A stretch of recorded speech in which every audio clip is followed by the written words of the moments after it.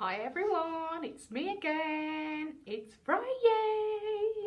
So here it is, story time with Mrs. Taylor. Today I've chosen The Smartest Giant in Town, and this is by my favourite Julia Donaldson, and Alex Scheffler has done the illustrations. I love this story. Another firm favourite in the Taylor household. So let's have a look and see what's going to happen in this story. George was a giant, the scruffiest giant in town. He always wore the same pair of old brown sandals and the same old patched up gown. "I wish I wasn't the scruffiest giant in town," he said sadly. He's not very fond of that. You see on this picture we've got a Puss in Boots here doing a bit of fishing. We've got a little duck being pulled along. We've got a little mouse doing some drawings on the wall. The rabbit doesn't look very happy. He's running away. We've got a gnome, and it says new giant sizes outside this shop here, so let's have a look. But one day George noticed a new shop. It was full of smart clothes. So he bought a smart shirt, a smart pair of trousers, a smart belt, a smart stripy tie, some smart socks with diamonds up the sides, and a pair of smart, shiny shoes. "Now I'm the smartest giant in town," he said very proudly. George left his old clothes behind in the shop. He was about to go home when he heard a sound.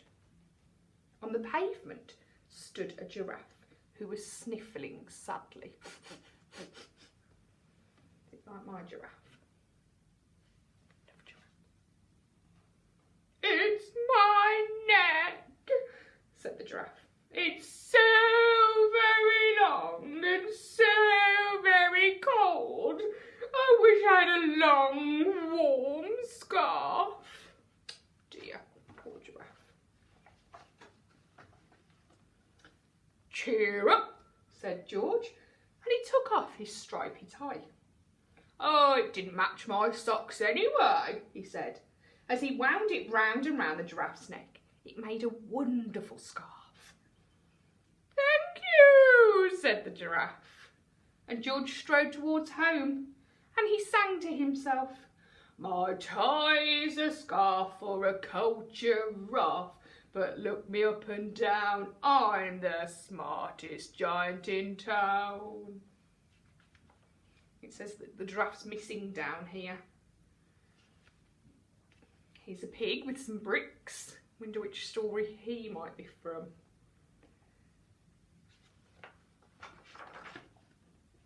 George came to a river. On a boat stood a goat who was bleating loudly. "Mee! What's the matter with you?" asked George.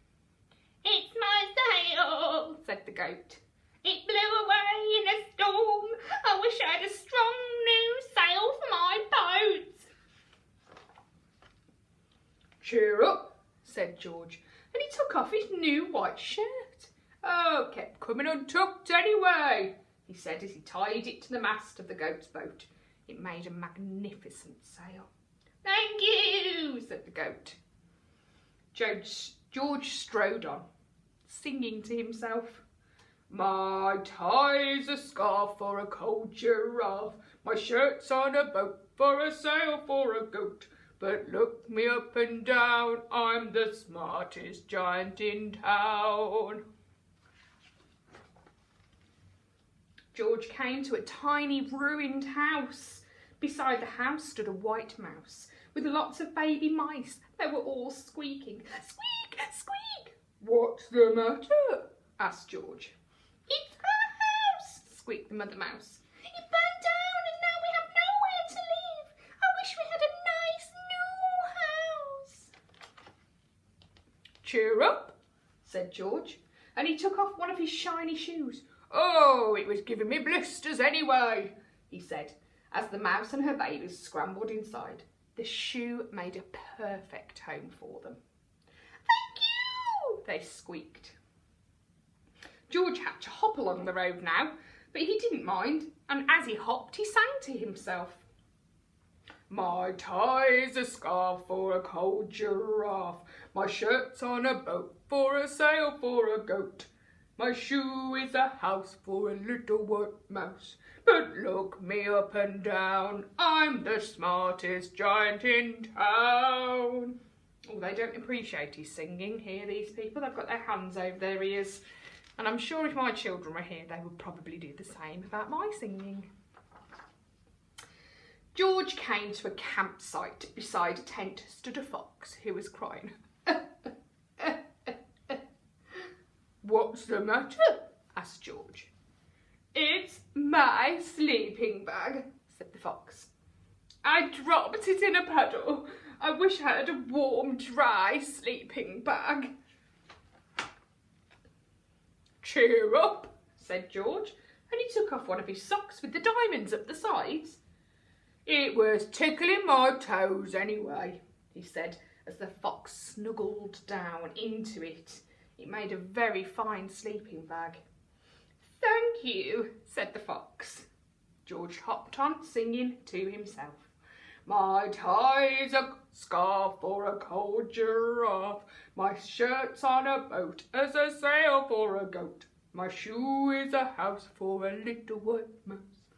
One of my socks is a bed for a fox, but look me up and down, I'm the smartest giant in town." The Princess and Her Frog. Have you ever heard that saying, you have to kiss lots of frogs to find your real prince? He's obviously not a real prince. George came to a big squelchy bog. Beside the bog stood a dog. He was howling. "Ow!" "What's the matter?" asked George. "It's this bog," said the dog. "I need to get across, but I keep getting stuck in the mud. I wish there was a safe, dry path." "Cheer up," said George, and he took off his smart new belt. "Oh, it was squashing my tummy anyway," he said as he laid it down over the bog. Made an excellent path. "Thank you," said the dog. The wind started to blow, but George didn't mind. He hopped on, singing to himself.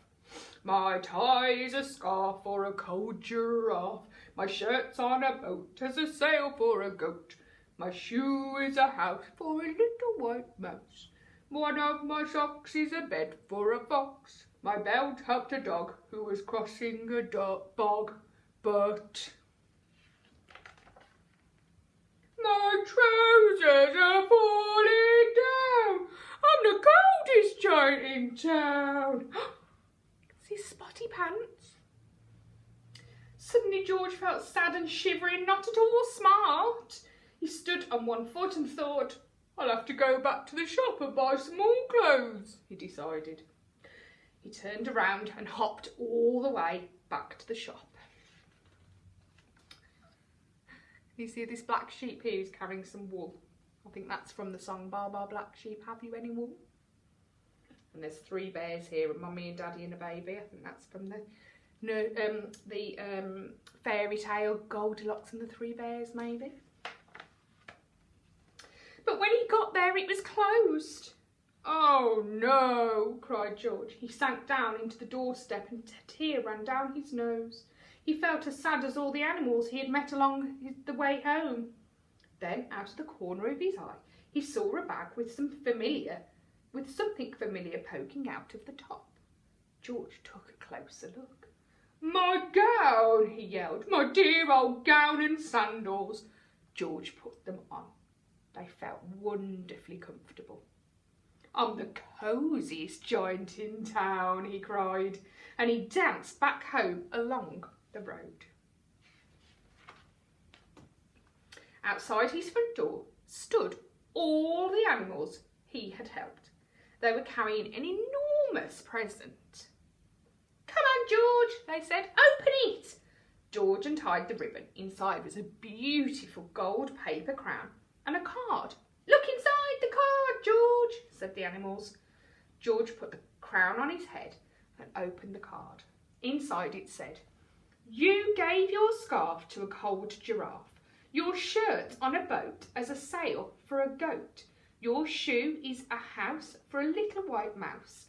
One of your socks is a bed for a fox. Your belt helped a dog who was crossing a bog.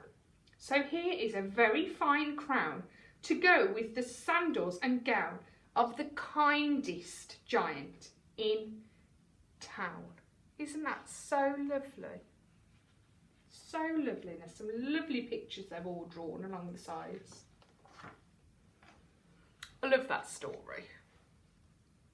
You don't have to have the best of things, but being kind is the best thing, isn't it? Hope you have a fab weekend. See you soon.